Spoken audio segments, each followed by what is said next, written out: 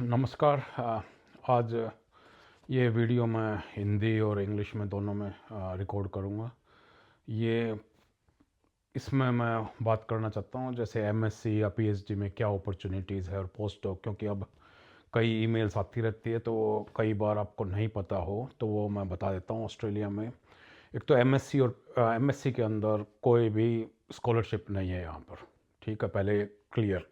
जैसे यूएसए में होता है, कई ईमेल कर देते हैं कि भाई ये समर में या इस फॉल में ले लो, वो इस टर्म को यूज़ मत करो। ऐसा नहीं है कि भाई सब कुछ यूएसए की तरह ही होता है, ऑस्ट्रेलिया डिफरेंट है।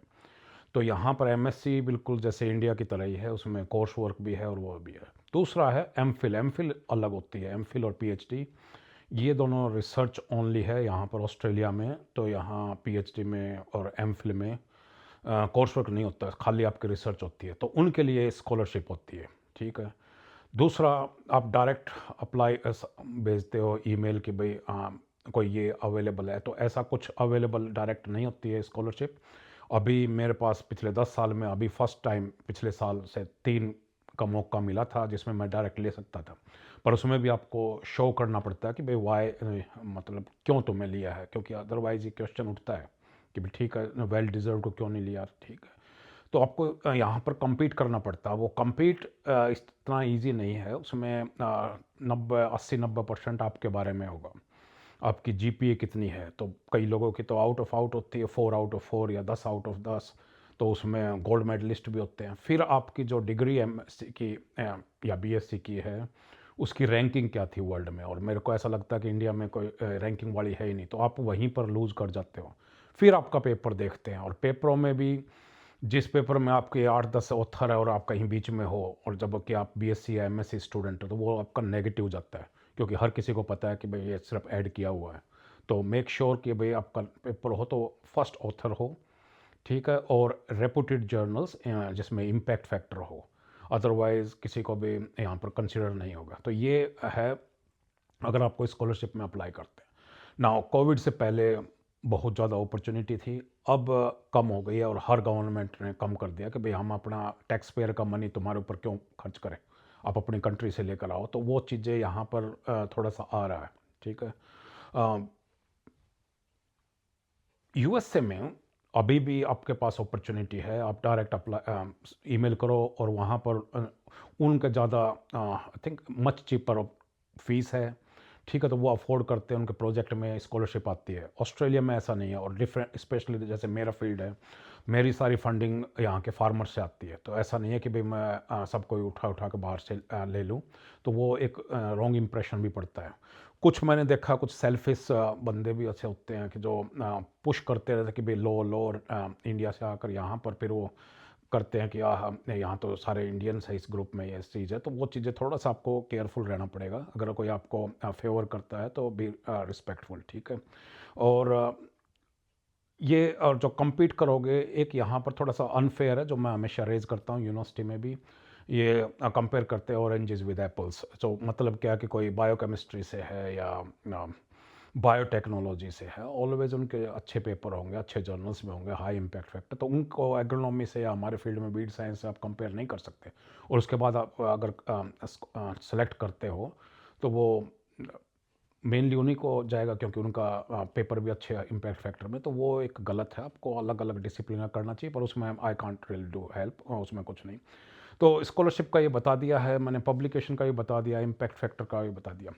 दूसरा, आप आने से पहले अच्छी तरह सर्च करो। सिर्फ मकसद ये नहीं होना चाहिए कि वो मेरे को बस बाहर जाना है, आपका इंटरेस्ट क्या है, अदरवाइज यहाँ पर आकर फिर स्ट्रगल करते हो। इंडिया का मैं बताता हूँ, वहाँ पर आपका इसको सुपरवाइज़र या एडवाइज़र जो भी बोलते हैं, वो बताता है कि भाई ये काम करो आपको। यहाँ ऐसा नहीं है, यहाँ आपको बस आइडियाज़ थ्रो कर दिए जाते हैं, आप अपना डेवलप करो, और फिर बताओ उसको। ओवर टाइम आपका पहले 3 महीने तो आपके लिटरेचर रिव्यू में जाने चाहिए। ऐसा नहीं है कुछ भी उठाकर ट्रीटमेंट लेकर आ गए या कुछ भी चीज़। पहले उसको करो कि भाई आपकी पीएचडी है वो ओरिजिनल है, उसमें कुछ नॉवल्टी है। जैसे मेरे उसमें खाली हर्बिसाइड टेस्टिंग करना है, इसमें कोई नॉवल्टी नहीं है। हर कोई हर्बिसाइड अलग अफेक्ट करेगा, तो उसमें साइंस कहाँ से लाओ, वो वीड बायोलॉजी की, वीड इकोलॉजी की आप इन्फॉर्मेशन कैसे लाओ। तो ये जस्ट डिसिप्लिन डिसिप्लिन का एग्जाम्पल है। ठीक है। और अप्लाई करो कई जगह, और आपका पहले क्लियर होना चाहिए कि भाई आप कहाँ क्या करना चाहते हो, वापस इंडिया जाना चाहते हो जो बहुत कम होता है, या आप ऑस्ट्रेलिया में रहना चाहते हो। मैं इन दो का एग्जांपल दे रहा हूँ। या यूएसए में, मेरे फील्ड में I think in the world सबसे ज़्यादा अपॉर्चुनिटी है। अगर आपने पीएचडी वहाँ पर कर ली तो आपका आई थिंक 100% एम्प्लॉयमेंट है वहाँ पर। बट दूसरा आई थिंक मैं सोशल बेनिफिट सिक्योरिटी उसमें मैं हमेशा ऑस्ट्रेलिया को ऊपर रखूँगा। यहाँ स्ट्रगल है क्योंकि कम अपॉर्चुनिटीज़ है, आपको you have to be on the top, ठीक है ना। तो वो इम्पोर्टेंट है, हार्ड वर्क करना पड़ेगा। और hard work I think that's not, वो मुश्किल नहीं है, आप कहीं भी हो हार्ड वर्क तो करना ही पड़ेगा आपको। लेकिन ये आप पहले ही क्लियर करके चलो कि आपको करना क्या है, उसके बाद ही आप करो। एमएससी में अब क्या है कि भाई स्कॉलरशिप नहीं है, तो लोग यहाँ पर इंडिया से बहुत आते हैं। University of Queensland one of the top universities है एग्रीकल्चर में। तो उसमें वो अपने पैसे से आते हैं। और लेकिन यहाँ पर गवर्नमेंट अलाउ करती है आपको 24 आवर्स 24 घंटे एक वीक में काम करने का। और उससे फिर क्या होता है कि आप ज़्यादातर वो फीस निकाल लेते हो। लेकिन अगर आपका आगे फिर मन करता है पीएचडी करने का, जो मेरे को ऐसा लगता है कि लेस देन 1% ही करते हैं, नहीं तो ज़्यादातर एमएससी के बाद काम कर लेते हैं, ठीक है ना। तो और इतना वो भी नहीं है जितना आप एमएससी के बाद कमा लेते हो, पीएचडी में इतना ज़्यादा अंतर नहीं है। लेकिन कई लोग पीएचडी जिसको है भी रिसर्च का वो फिर एमएससी में मेहनत करते हैं, पेपर पब्लिश करते हैं, फिर दे अप्लाई करते हैं, तो वहाँ पर हो जाता है। और कोई एक यूनिवर्सिटी के पीछे ही नहीं, आप किसी भी यूनिवर्सिटी में किसी भी, कहने का मतलब है कि आप अलग अलग यूनिवर्सिटीज़ में अप्लाई करो, कहीं मौका मिले, एक बार आप अंदर आ गए then it's up to you कितना आप मेहनत करते हो। तो ये तो है स्कॉलरशिप्स का। और अब है पोस्ट डॉक्स का। अब मैं कई बार ऐसे मेल आती है मेरे पास कि वो मैंने पीएचडी कर ली है, अब मेरे को पोस्ट डॉक दो। भूल जाओ, इस तरह से पोस्ट डॉक नहीं होता है ऑस्ट्रेलिया में। वो टाइम चला गया जब वो ट्रेनिंग कहलाती थी पोस्ट डॉक।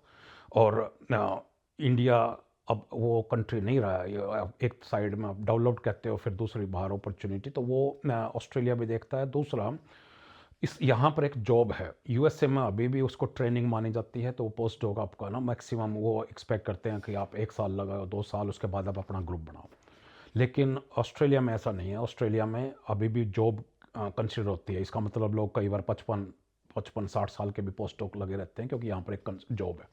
जॉब का मतलब है कि वो पोजीशन एडवर्टाइज होगी, मैं किसी को डायरेक्ट नहीं ले सकता। जॉब एडवर्टाइज होगी, आपको compete करना है और फिर मैं लूँगा। दूसरा, आई थिंक प्रॉब्लम क्या है, कॉम्प्लिकेशन क्या है, मेरी फंडिंग आती है ऑस्ट्रेलियन ग्रोवर्स की। तो ये भी होता है कि भाई आप किसको बाहर से उठा के ला रहे हो, जिसको नॉलेज नहीं है, जिसको बोलना नहीं आ रहा, किसानों से बात नहीं कर सकता।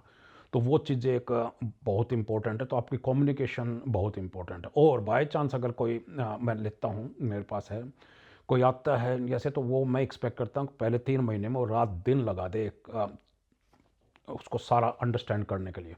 मेरे उसमें 9 से 5 वाला काम नहीं है कि भाई आप आए और चले गए बस ये करके। इससे अच्छा तो मैं फिर टेक्नीशियन ले लूँ, ठीक है ना। पोस्ट डॉक का क्या है, तो वही सेम चीज़ अदर जगह भी है। पोस्ट डॉक यहाँ का मतलब है कि आप लीड करोगे अपने प्रोजेक्ट को, आप डेवलप करोगे आइडियाज़, आप बताओगे। अगर मेरे को ही बताना पड़े ये कर ले भाई वो कर ले, सो वो आज मेरे को नहीं लगता कि भाई वो पोजीशन आपके लिए है, ठीक है ना।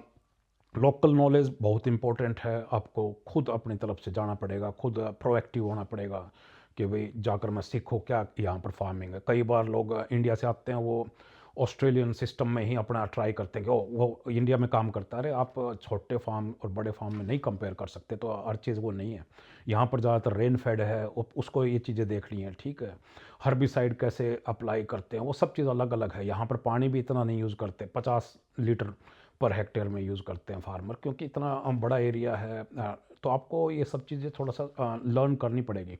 नहीं आती है तो वो कोई प्रॉब्लम नहीं है। प्रॉब्लम है कि आप नहीं आने के बाद यहाँ आप ट्राई नहीं करते, 6 महीने रह जाते, 1 साल रह जाते और उसके बाद नहीं करते, तो बिकम रियली डिफ़िकल्ट। और कई बार मेरे लिए फ्रस्ट्रेशन हो जाता है वो। अगर उसके बाद भी मेरे को as a team leader, project supervisor, project leader काम ये चीज़ें करना पड़े, देखना पड़ जाए, तो फिर मेरे को क्या है, इससे अच्छा मैं फिर अपना खुद का करूँ, वाई मैं डेवलप करूँ अपनी टीम, ठीक है ना।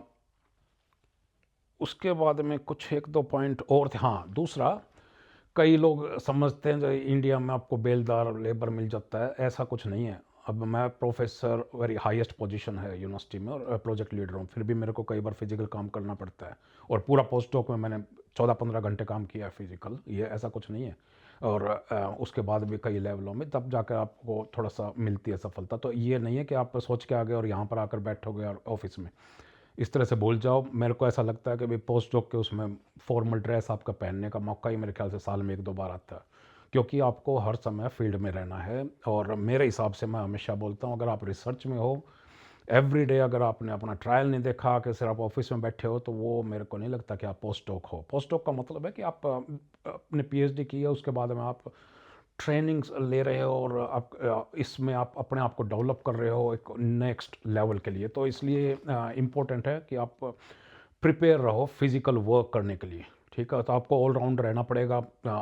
फंडिंग जो एप्लीकेशन है वो भी, उसमें भी आपको लीड करना पड़ेगा, ठीक है ना। और ट्रायल्स एवरी टाइम देखना पड़ेगा, ठीक है ना। और अगर उसके बाद अगर आप नहीं डेवलप कर पाए 1-2 साल या कुछ भी चीज़, तो इसका मतलब आपने आपके लिए ये रोल नहीं है और आपने मेहनत नहीं की जिस हिसाब से आपको करना था, ठीक है। अगर पेपर नहीं पढ़े, यहाँ पर पोस्ट डॉक कई बार 1-1 साल रह जाते, पेपर ही नहीं पढ़ते, एक पेपर भी नहीं पढ़ा, तो आप कैसे डेवलप करोगे। तो इसका लिए मेरे को इसमें सबसे ज़्यादा फ्रस्ट्रेशन होती है कि भाई फिर तो टेक्नीशियन ले ले, ठीक है ना। आपके इक्वल अमाउंट में हमारे 2 टेक्नीशियन हो जाएगा, काम होता है प्रोजेक्ट। मेरे को तो फार्मर्स के लिए काम करना है, ठीक है ना। सो वो फार्मर्स वो नहीं देखेंगे कि आपका पोस्ट डॉक है, वो पीएचडी कर रखी है उसने, वो नहीं, वो ये देखते कि आपने उनके लिए क्या किया था। वो जब करोगे जब आप कुछ पढ़ोगे, डेवलप करोगे नया आइडिया, ठीक है ना। और खाली आपने सिर्फ वीड साइंस में हर्बिसाइड टेस्टिंग ही करनी है, तो उसमें कोई साइंस नहीं है, ठीक है। तो ये है, इसको अगर हम किसी को इंग्लिश में भी देखना तो मैं इंग्लिश में भी अब इसको रिकॉर्ड करके उसमें डालता हूँ। और अगर कोई क्वेश्चन है तो डायरेक्ट मेरे से पूछ सकते हैं। With that, thank you very much.